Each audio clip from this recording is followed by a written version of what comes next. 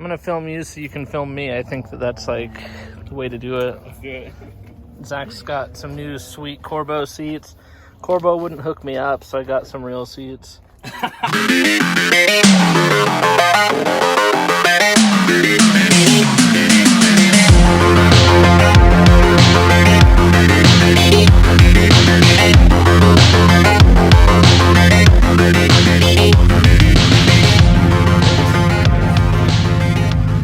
Today he's building his E30 from literally shell up, and he just picked up some.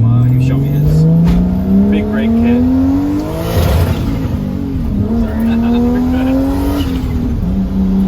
It goes up so fast when you're in it. Yeah, it happens all the time. I do it all the time. It's a red line monster. What engine management are you running? I don't know. The kids So want. we're YouTubing today. Yeah. I already YouTubed. I figure I can run into all of the convicts when I come over to this stuff. Yeah. Did you film this? No, what is it? It's a 1,900-pound, 1992 240SX. I saw it's got a Ford motor. Yep. It's got a Ford 331 stroker, makes 500 rear wheel, and it'll scare the shit out of you. Really quick. And it's yours? What's your name? My name's Otto. Otto? It's ATA Otto. Otto. Yep. Nice, cool. How long have you been working on this?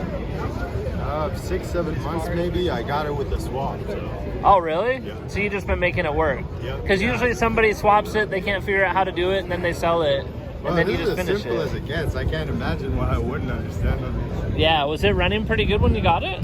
Well, it was dying out and everything, but I think it was just the battery. The thread was gone, so the air fuel mixture was different. Blah, blah, blah. We brought it from Vegas to Utah, and I've just been working on it slowly but surely.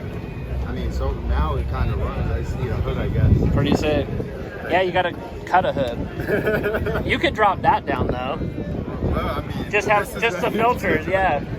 Yeah, I guess I'm just gonna get a cowl hood or something. I'm saying acrylic hood. Yeah, I thought about it, just like this. I saw one in Vegas and it was sick. Yeah, it looks pretty good, but I don't really see a point of having a see-through hood. When it rains.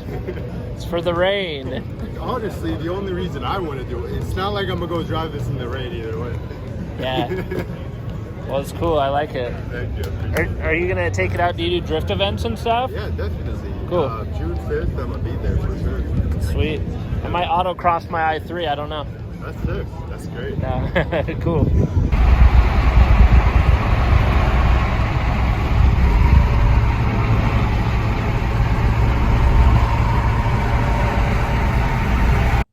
What's up, everybody? Welcome back to the channel. Today we've got the cage back, but there is still some interior stuff in here. I want to start stripping everything out and just getting it ready so that we can paint in there and then put it all back together. So first trick is a piece of cardboard. Let me show you what we do with a piece of cardboard. Okay, so now you can kind of see what's going on here, right? So the reason that you do the cardboard, it's better than a bag because I like to keep track of like which screws went where. Sometimes the screws are just slightly different, so I like to use exactly what came out of each spot. And the other thing is that this holds them really well. So this, I puncture them with the screw, that way it's the exact size of the screw and they don't come out. It's just easier than a bag. Okay, so I think that we've got all the screws out on this door panel. I'm not sure how a couple of things are gonna work like that. So let's see if we can figure out how to get this off. I'm guessing you just pull that knob off and then I'm gonna have to, I think that these are actually built into, yeah, the door card. So it's just this here. I think we just are gonna have to mess with it. All right, so as suspected, there's a plastic cap. So we're just unscrewing this as we lose that screw. And then I think, yeah, that'll just pop out. So now the whole card should come out as soon as I start wiggling. Okay, so on further inspection, I saw that it's actually threaded in there, so you just turn this to get it out. See, this is why we don't pull on things. So now the door card should come right off. There are a lot of plugs I've got to undo on the back of the window mechanism, so let's figure out what goes where. Red is on top, blue below it, then yellow. I'm just gonna take a picture. Okay, so like that, the card is off. Just if you're doing this, There are two of these clips, plastic clips, which I did not break either, in the front and one in the back. So you've got those. Other than that, the door should come off pretty easily. And then just tuck these babies right back in here and you should be set. All right, so now that we have the passenger door off, let's do the same on the driver door. Then we'll probably just pull the seats and the carpet. We're getting there. We're getting close actually for today. Okay, so on the other side, same thing, but now we got two plugs to worry about. It's a lot of wires that look exactly the same, isn't it? But you can see blue and red, black and red, white and red, brown. So, and then there's another blue and red at the bottom. So, of course, two blue and red, a white and red, a black and red, and a brown. So we got those. And I'm guessing that the other side, yeah, so top is blue and red, and then a blue on either side here, a brown, and then a blue and red down below. So let's get a picture of these two. All right, so this is one of the worst parts about buying an old car. You don't know where it's been, you don't know who's worked on it. My seat rail bolts are hammered. I don't even know if I can get this one to turn. It looks better in that video than it does in real life. So we'll try and get these out. If not, I might have to drill them out. So let's see. I think one problem with these is that a lot of people, I think, they're kind of in between two common Allen wrench sizes, and I can see how you could get the one size in that's a little bit small and doesn't fit, and then you grind them out when you turn them. So yeah, this one is just spinning in there, so I'm gonna try one bigger, see if I have something. So the problem we have is this gap here is short, and well, that is pretty much round in there. So whoever did this last time, you either forced it too much, or you had a bolt that you knew wasn't gonna work, and you shouldn't have just made it work. So you're naughty. All right, so I think I've gotta cut this bolt out. As you can imagine, this is probably not how I want to be taking bolts out of my car, so that's how you do it. I don't even have enough torque in this thing.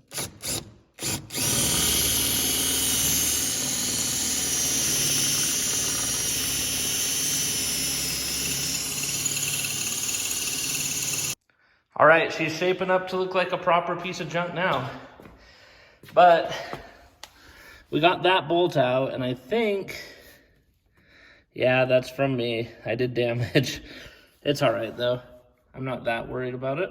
We'll be good. So it's out. If you're wondering, that is a Porsche ECU. So yay, here we go. And like that, we've got the seat out. This is how the screw and bolt and nut board is working. Hopefully you're catching the vision. I think it's working.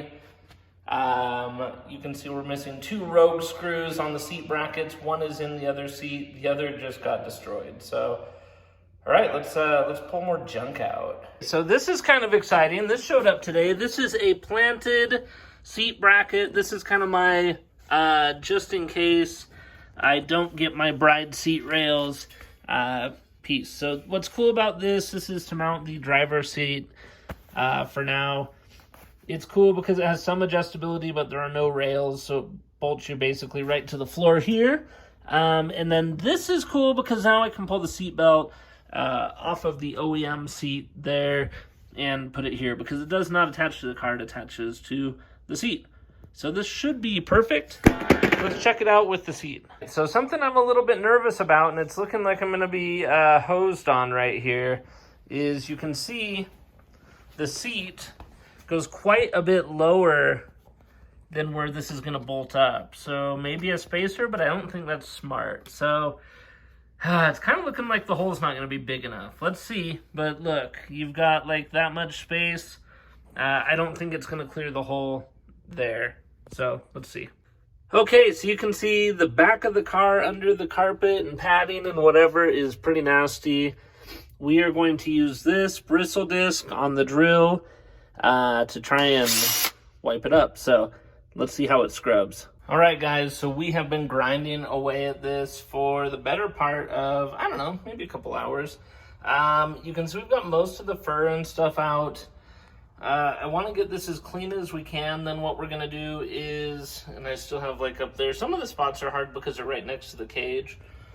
What we'll do though is we'll get everything cleaned out, then we'll put Goo Gone on, go through it again, try and get it as smooth as we can before we sand it and primer it and paint it. So a lot of this stuff is going to be behind trim anyway, so it's not a big deal, but I do want it to look pretty uniform. So we'll do that, then we'll get the bases of the cage all painted up, fixed, and yeah, let's go.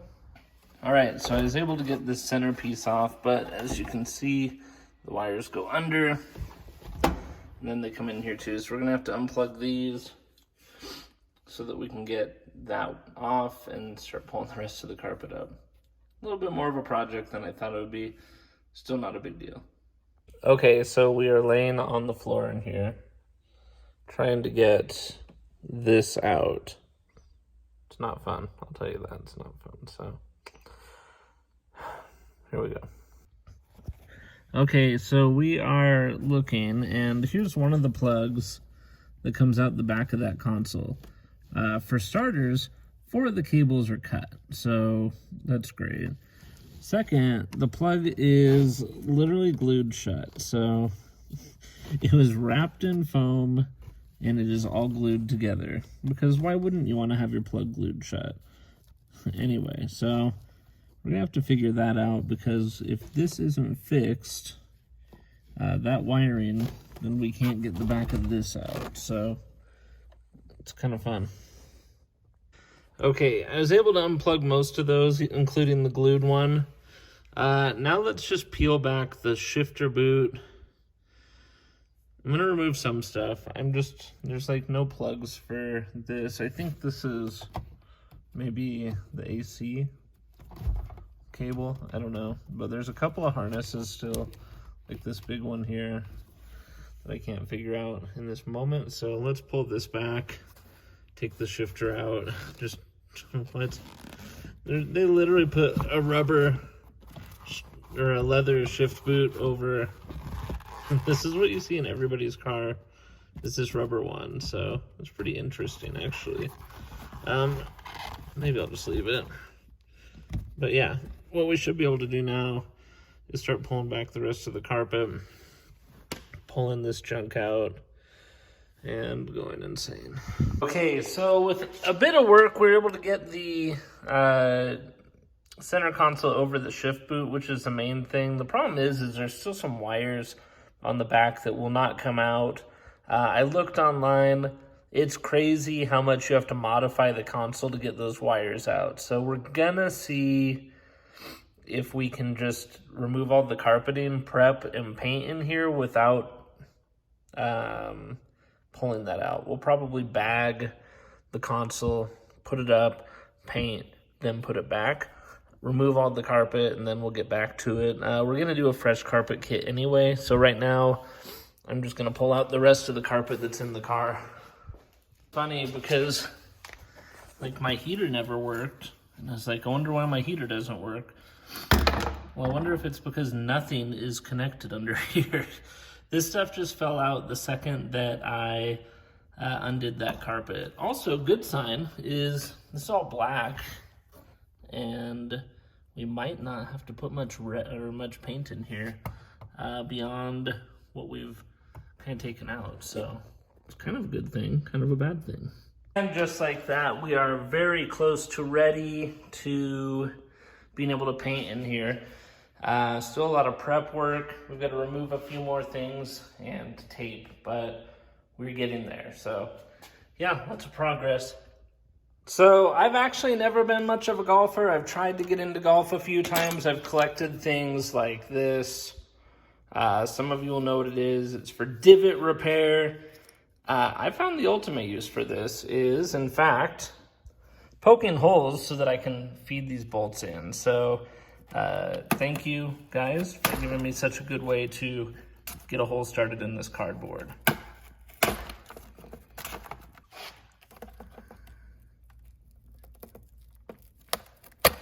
See? Perfect. All right, so it's pretty clean now. This is just this side I've been working on. The problem is there's a lot of like putty and goo and stuff that it's not like you're going to be able to just grind it out. Like that stuff has to stay there. So this is going to be painted over and have carpet anyway, so it's not as big of a deal. Still need to hit this back section. That obviously needs cleaned all through here. So yeah, a little bit at a time, but it is coming off. It is looking good. Worked on the center hump and that. So there we go.